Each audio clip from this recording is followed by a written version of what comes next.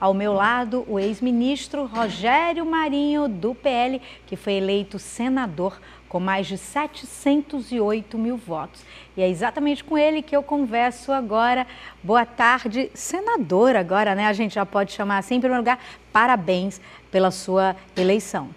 Obrigado, Micaela. Agradecer aqui a todos aqueles que votaram no nosso nome e aqueles que não votaram, mas vamos representá-los com dignidade. Eu acho que a palavra é gratidão, né? A gente é muito grato a Deus pela oportunidade que nos deu, né, de estarmos aqui nesse momento, e a todos aqueles que nos apoiaram, que nos incentivaram, que nos acolheram, né, que nos deram um sorriso, uma palavra de incentivo, que nos abraçaram durante essa campanha, que é uma campanha árdua, complicada, mas que no final deu certo. E agora Bolsonaro no segundo turno. Já estamos trabalhando muito para o capitão.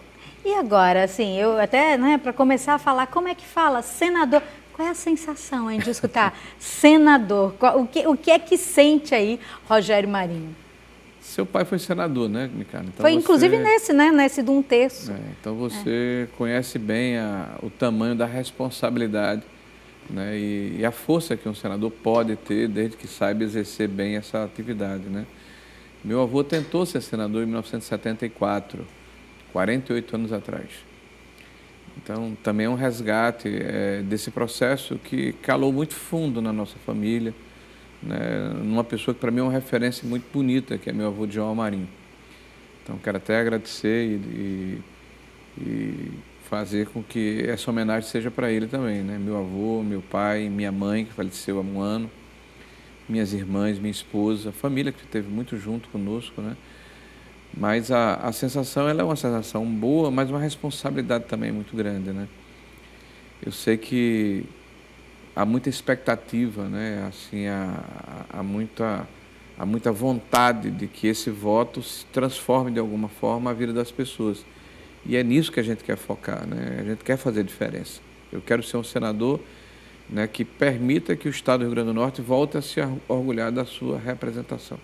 Senador, como é que eu tive aqui, uma das primeiras entrevistadas no período das eleições foi a prefeita Mariana, lá de Pau dos Ferros. E ela declarou abertamente apoio ao senhor aqui no Jornal do Dia, mas ela disse, não, a minha chapa é como da maioria dos prefeitos do interior, a gente tem uma chapa Farinho, Fátima e Rogério Marinho. E o que a gente viu é que a chapa Farinho terminou sendo a grande vencedora, Fátima para o governo, Rogério Marinho para o Senado. E aí se vê muito os problemas que aconteceram dentro da estrutura do governo entre as candidaturas de Carlos Eduardo Alves e Rafael Mota, que se somar o que eles tiveram de votos, dá basicamente o que a governadora Fátima Bezerra teve de votos. O senhor acha que essa divisão lá do lado, né, do governo, na chapa governista, isso acabou lhe beneficiando? Cada eleição é uma eleição com uma história, né? É evidente que para isso acontecer teve todo um processo que antecedeu o pleito eleitoral agora de 2022. A governadora foi muito competente na articulação política em desestimular candidaturas mais competitivas, né?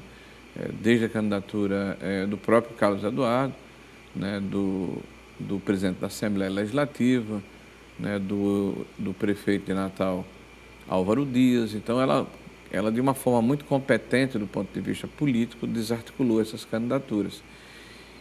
E nós, que fazemos oposição à governadora, né, tínhamos que ter uma candidatura, e o Fábio é uma pessoa extraordinária, é um técnico muito bem qualificado, tem muita coragem, né? Mas, infelizmente, quando ele saiu, já estava um pouco tarde nas articulações políticas e a maioria dos prefeitos já comprometidos pela falta de uma alternativa, né? Qual é o processo agora? Nós tivemos votos, evidente, com a governadora Fátima, tivemos votos, inclusive, que não votaram no nosso candidato a presidente da República, mas dois aspectos têm que ser considerados. O primeiro, em todos os lugares que fui, todos, eu sempre testemunhei e falei no presidente Bolsonaro, né? Eu tenho um dever para com ele de lealdade e de correção, né? Então eu não poderia e pedir licença aos prefeitos, olha, se me desculpe, mas eu não posso deixar de falar aqui no presidente Bolsonaro. E isso me tirou alguns votos no interior daqueles mais radicais, mas tivemos êxito. O que é que eu estou falando com os prefeitos agora? Olha, passou o processo eleitoral do primeiro turno, você não tem mais candidaturas proporcionais, agora é um plebiscito. Nós temos duas escolhas no país. Ou voltarmos a um passado de corporativismo, de corrupção, ou voltarmos para um passado em que um partido político estava no centro das atenções e das prioridades dadas pelos governantes, ou voltarmos a um passado em que os recursos do trabalhador brasileiro, através do BNDES e do Fundo de Garantia, eram canalizados para fazer obra de infraestrutura na Venezuela, em Cuba, né, na Nicarágua, ou voltarmos a um passado em que a nossa principal empresa, que é a Petrobras, foi aparelhada, assaltada, espoliada, ou continuarmos a avançar. Né? Avançar num período de transformação. Micarla, o que estamos vivendo no Brasil hoje é tão importante que nós vamos terminar esse ano com a inflação menor do que os Estados Unidos e a Europa. Isso é inusitado, nunca aconteceu na nossa história. Nós vamos terminar esse ano com um PIB crescendo à base de 3% contra os prognósticos de 1%. Nós vamos terminar o ano com mais de 2 milhões de empregos novos gerados esse ano, e desde o princípio do governo Bolsonaro, mesmo com pandemia, mesmo com guerra, mesmo com crise energética, mesmo com crise alimentar, nós estamos com um processo de quase 4 milhões de novos empregos gerados no Brasil. Esse é um país que está dando certo, porque os marcos regulatórios foram modernizados, porque as mudanças estruturais aconteceram, porque a forma de se fazer política abriu mão daquele fisiologismo do toma lá da cá, de se colocar partidos dentro de cargos importantes e lotear bancos estatais, e se passou a ter um critério técnico. Micarla, nós temos hoje um presidente da República que é acusado de falar de uma forma grosseira. Mas, como ele disse com muita propriedade, ele pode até falar palavrão, mas ele não rouba, ele não mente. Ele diz o que está na alma dele, ele não tem filtros. Né? Então, nós temos uma oportunidade que talvez não se repita na nossa história, de continuarmos um governo transformador. E por isso eu tenho muita convicção de que os prefeitos do Estado do Rio Grande do Norte e o povo vai entender a necessidade de avançarmos. Eu quero defender a minha família. Valores que eu recebi, Micarla, dos meus pais e que eu transmito aos meus filhos. Aí, senadora, é isso que é algo lógico. A gente falou hoje quase que o programa inteiro sobre a questão das pesquisas eleitorais. Aqui no Rio Grande do Norte, eu acho que o senhor foi um ícone disso, porque nenhuma pesquisa mostrava a vitória acachapante que o senhor teve, não mostrava esse grau, vamos assim dizer, de divisão entre os votos dos candidatos que eram, né, ligados à governadora Fátima, e aconteceu. Só que aconteceu a mesma coisa também nacionalmente, porque nenhum instituto de pesquisa previu que o presidente atual Jair Bolsonaro e o ex-presidente Lula estariam quase que empatados ali, menos de 7 milhões de votos separaram os dois, né? 5, né? Então assim, um pouco mais de 6 milhões, né? Separaram. E aí a gente fica pensando, afinal de contas, existe, primeiro ponto que eu queria questionar o senhor acha que deveria existir algo mais forte, alguma legislação mais forte em relação a essa questão dos institutos de pesquisa? E segundo, por que é que o presidente Jair Bolsonaro elegeu quase que a totalidade, né? Você vê aqui no Rio Grande do Norte, dos 8 deputados federais eleitos, 4 são do seu partido, 2 são de partidos ligados também, de um partido ligado a Bolsonaro. O que é que aconteceu que os senadores no Brasil, a maioria, como o senhor, como Marcos Pontes em São Paulo, como Damares em Brasília, como o general Girão no Rio Grande do Sul e tantos outros foram eleitos? E Mourão. por quê? Mourão. Eu falei, como? Mourão? Girão. Oh, meu Deus do céu. O general Girão, que eu acabei de falar sobre ele agora, mas o atual vice-presidente, general Mourão, que foi eleito no Rio Grande do Sul. Por que é que ele conseguiu eleger tantos e ele não ficou em primeiro lugar? Pelo mesmo motivo que eu acabei de falar, porque no primeiro turno, vários prefeitos, mesmo com simpatia, não quiseram fazer a campanha majoritária com receio de contaminar as candidaturas proporcionais, de que houvesse uma reação contrária e prejudicar suas candidaturas. Isso não vai acontecer agora no segundo turno. Eu não tenho dúvida que a gente vai ter uma performance muito melhor e a gente já está trabalhando nisso. E a receptividade que eu tenho tido dos prefeitos é extremamente positiva. Todas as pessoas com quem eu tenho contactado, as lideranças políticas do interior, todos agora imbuídos desse sentimento, dessa necessidade de continuarmos a avançar. Porque os prefeitos, Micaela, nunca foram tão bem tratados. E o presidente da República tratou os prefeitos bem porque sabia e sabe que a vida acontece nas cidades.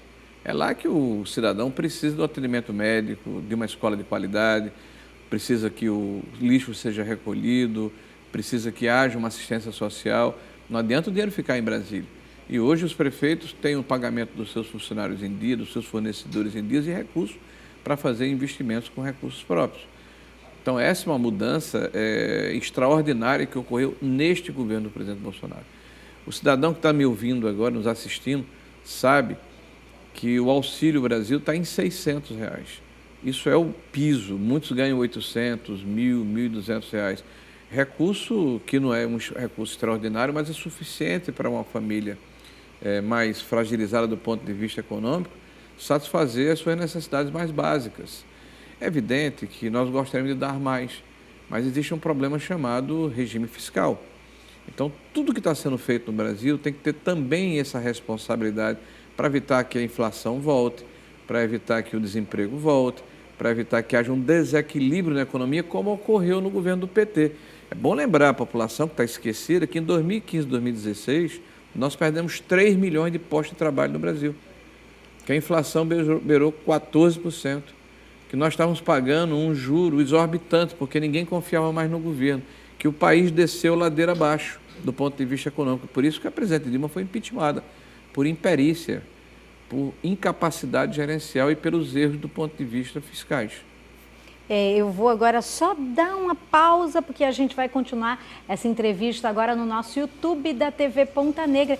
Você pode ir direto para lá, porque a gente vai estar continuando conversando com o senador eleito Rogério Marinho e tem muito para perguntar a ele, viu? Vamos falar muito ainda sobre política. Eu sei que ele está cansado, lógico, né? Afinal de contas, foi toda uma eleição, mas a gente tem muita coisa para perguntar.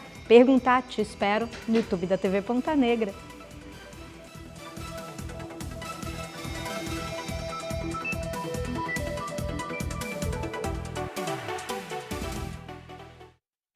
E a gente está de volta. Você que acaba de chegar aqui no YouTube da TV Ponta Negra, aproveita, vai lá, segue a gente, aciona lá o sininho, porque todas as vezes que tiver material interessante, a gente vai estar te avisando.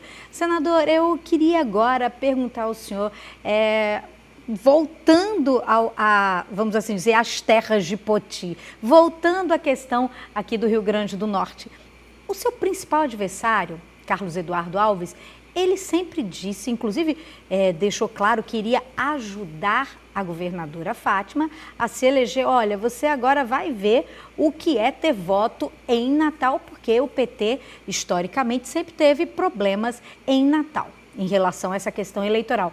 E aí ele acaba ficando ali empatado com o senhor. O que foi que o senhor, como é que o senhor vê essa situação? Isso demonstra que realmente Natal hoje é uma cidade que não tem lideranças que possam dizer eu mando em Natal, eu comando Natal, Natal é o meu curral eleitoral? Olha, cada eleição é eleição, né? Nós tivemos ao longo do tempo líderes importantes na cidade do Natal que tinham a capacidade de transferência de votos, né? Eu convivi muito tempo com Vilma de Faria, né? Que era, sem dúvida nenhuma, uma pessoa que saía de Natal aqui com uma votação grande, né? Se elegeu governadora do estado muito em função da relação que ela tinha com a cidade do Natal, com a capital do estado, né? O próprio Carlos Eduardo, em algum momento, ele estava muito forte, mas o tempo passa, né? E as pessoas começam a avaliar o que ocorreu, né? O fato é que a cidade do Natal está descobrindo que passou 15 anos paralisada em função das ações que foram empreendidas pelo ex-prefeito. Veja a questão do plano diretor, né? A Zona Norte foi impedida de edificar prédios com acima de 3 pavimentos durante todo o período em que ele era prefeito da cidade do Natal. Isso fez com que houvesse uma explosão imobiliária nos municípios próximos da região metropolitana e barateou e diminuiu o valor dos imóveis da Zona Norte, o que significou uma letargia, uma paralisação daquela região da cidade do Natal. A nossa orla urbana, Micaela, é a mais feia de todo o Nordeste brasileiro. Se você pegar ali de São Luís do Maranhão até Salvador, na Bahia, nós temos a pior e mais maltratada orla urbana do Nordeste. Isso está começando a mudar agora na administração de Álvaro Dias. Nós ajudamos o prefeito a receber recursos para repaginar a Ponta Negra, para fazer o enroncamento, para fazer a engorda da praia, a urbanização da praia, mais de 90 milhões de reais, que é o nosso principal cartão postal. Recursos para fazer toda a repaginação da Praia da Redinha, que é uma praia que a população da Zona Norte utiliza, inclusive do mercado da Redinha, né? Recursos para fazer toda a reurbanização da Pedra do Rosário, mais de 40 milhões de reais sendo aplicados naquela região. E nesses próximos 2 anos vamos ajudar o prefeito a melhorar também a Praia do Meio, que é o que remanesce. Mas foram 15 anos da administração de Carlos Eduardo, a principal indústria que nós temos aqui é o turismo, e ele ficou de costas para isso. A administração é muito ruim, né? E a população começou a verificar isso. Eu acho que hoje, se nós formos avaliar a liderança, a grande liderança é o próprio prefeito Álvaro Dias. E mostrou isso, inclusive, nessa eleição, né? Mas o mais importante é que, de fato, a população que mora na cidade do Natal é uma população mais livre, é uma população, eu diria, mais instruída, uma população mais politizada. E o fato é que, como diz o poeta, o dono do voto da população do Natal é o próprio povo de Natal, né, que decide livremente em função, né, das suas conveniências e da formação do juízo de valor. Mas esse talvez tenha sido o maior erro do seu adversário, ter imaginado que a população de Natal estava vendo essa eleição como via uma eleição passada? Ele teve vários erros, né? Ele perdeu por 145 mil votos, né? 140 mil votos. Então, não foi só o problema de Natal, não. Primeiro, ele agrediu os prefeitos, né? Ele foi muito contundente contra os prefeitos, as lideranças políticas, né? Ele criou uma série de constrangimentos para a governadora na hora em que ela organizou as suas caravanas, né? Pela dificuldade de relacionamento com as lideranças locais.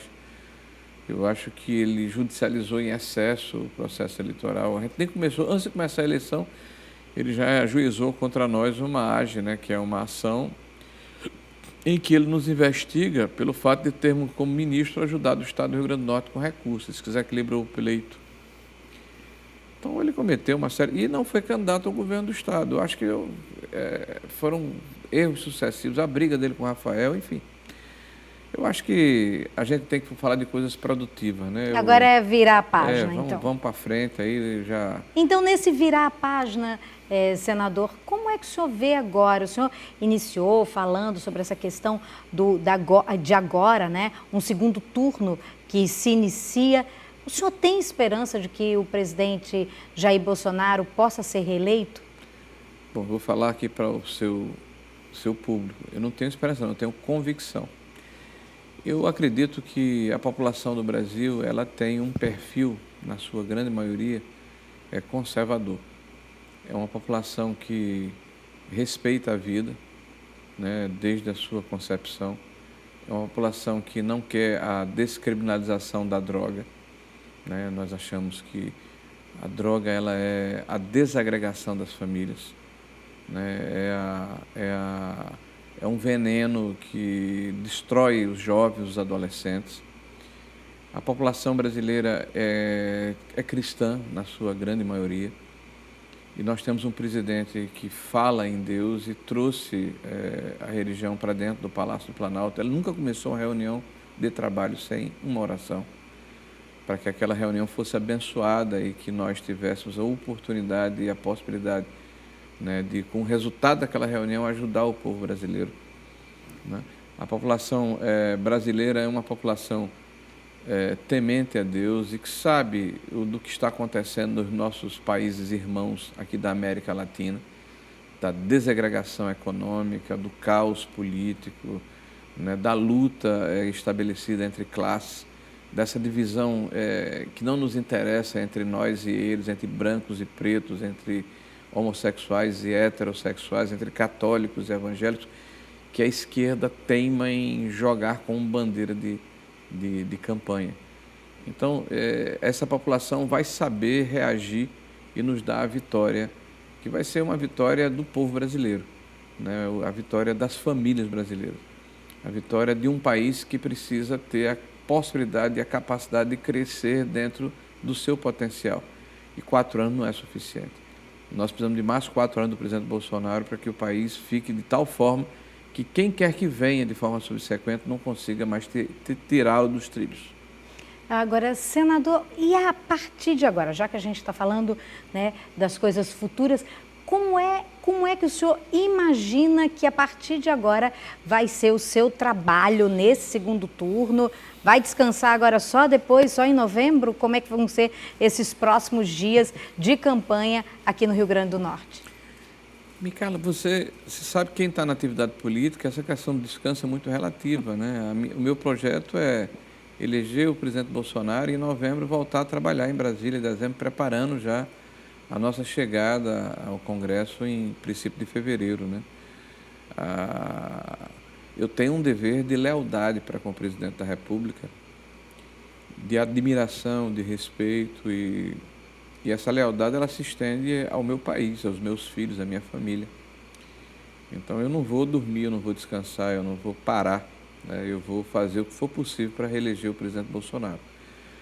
Passado esse processo, claro que dentro da lei, do respeito, etc. Passado esse processo, esse período dos próximos 30 dias, o presidente já me chamou para reassumir o mandato de ministro de Estado. Mas nós vamos sentar com ele, vamos avaliar qual é a melhor forma de ajudá-lo, de ajudar o país, porque nós fomos eleitos senador da República, né? E eu quero muito exercer o mandato. Eu acho que a política é uma vocação, é um sacerdócio, é um propósito nas nossas vidas. E eu acredito nisso. Então, eu acho que eu gostaria muito de ser senador da República, de exercer o mandato, de participar das discussões que interessam ao Brasil, de dar minha contribuição, de tentar construir consensos, de preservar o que eu acredito e de mudar o que eu acho que precisa ser mudado. E o parlamento é o palco para que isso possa acontecer, é o que estou me propondo a fazer. E dentro desse palco do parlamento, existe alguma conversa? Eu sei que a eleição foi ontem, mas eu estou aqui no meu papel de jornalista que tem que perguntar. Mas existe algum tipo de conversa de Rogério Marinho poder se candidatar, provavelmente, à presidência do Senado? Não, nem passa na minha cabeça. Eu acho que para ser presidente do Senado é importante... Eu estou perguntando porque o senhor já foi, inclusive aqui, presidente da Câmara, quer dizer, o senhor tem essa forma conhecida, né, de estar aglutinando ali os seus pares, então nada mais, não existe nada assim impossível em relação a isso, né? Não tenha dúvida. Na hora em que você está eleito senador, você pode votar e ser votado para a presidência do Senado. Mas eu acredito em não queimar etapas. A minha chegada à presidência da Câmara foi antecedida de todo um processo, inclusive pelo fato de eu já ter sido vereador, de conhecer o funcionamento, de entender como a coisa poderia se dar. No Senado, não. Para mim é uma novidade. Eu quero, de forma muito humilde, né, sem ser pretensioso, aprender, né, saber com o que eu estou lidando, quais são os caminhos, né? E depois a gente vê de que forma a gente vai se comportar. Senador eleito Rogério Marinho, obrigada pela sua participação, obrigada por ter aberto, né, esse espaço na sua agenda num dia que normalmente os políticos descansam, um dia depois da votação, mas muito obrigada por ter aceito o nosso convite e estar aqui, né, podendo prestar tantos esclarecimentos à população do Rio Grande do Norte. Obrigado, Micaela, obrigado ao Rio Grande do Norte. Eu comecei falando que a palavra que exprime esse momento é gratidão, né? Eu vou terminar com ela. Gratidão rima com lealdade, com solidariedade, com correção, com integridade, com reciprocidade. Eu acho que é uma palavra que tem tudo a ver com a maneira como eu tenho me comportado ao longo da minha vida. Então eu tenho uma gratidão enorme ao povo do Rio Grande do Norte pela oportunidade que eles estão me proporcionando. E eu só posso pagar, só posso retribuir honrando o voto e a confiança do povo do Rio Grande do Norte, é o que eu vou tentar fazer com muito afinco o tempo todo. Senador eleito Rogério Marinho, obrigada mais uma vez pela sua participação.